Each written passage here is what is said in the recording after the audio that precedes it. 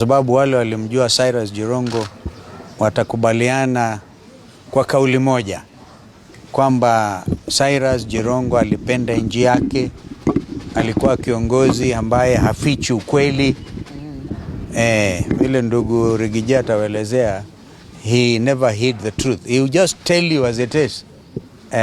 In fact, hata bila kuonyesha emotion, lakini anakuambia ukweli jinsi ambavyo alikuwa anauelewa. Kwa hivyo wakati kama huu najiunga na viongozi vile vile kuuliza Wakenya wanataka kujua ukweli. Je, hii ilikuwa ni ajali ya kawaida ama ni ajali ambayo imebuniwa na watu fulani? Ubunifu ni wa aina nyingi. Sasa hivi kutumia vyombo hivi is very easy to monitor.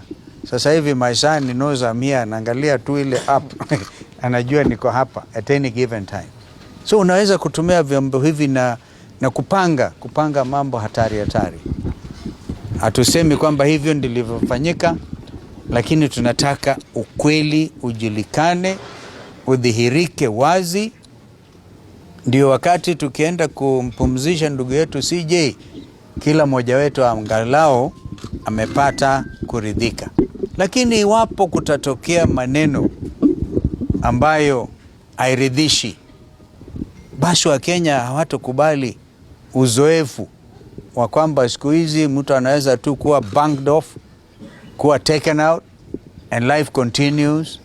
We owe it to our brother Cyrus Jirongo kufuatilia kwa umakini sana swala hili, na sio tu accept and move on.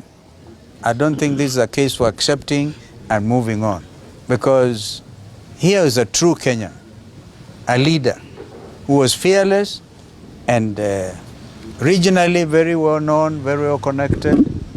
And so I just want to say pole sana kwa niaba ya chama cha Wiper Patriotic Front kwamba tumempoteza ndugu ambaye alikuwa wa kuaminika kwa mipangilio ya siasa zetu na hata future of this nation. Poleni.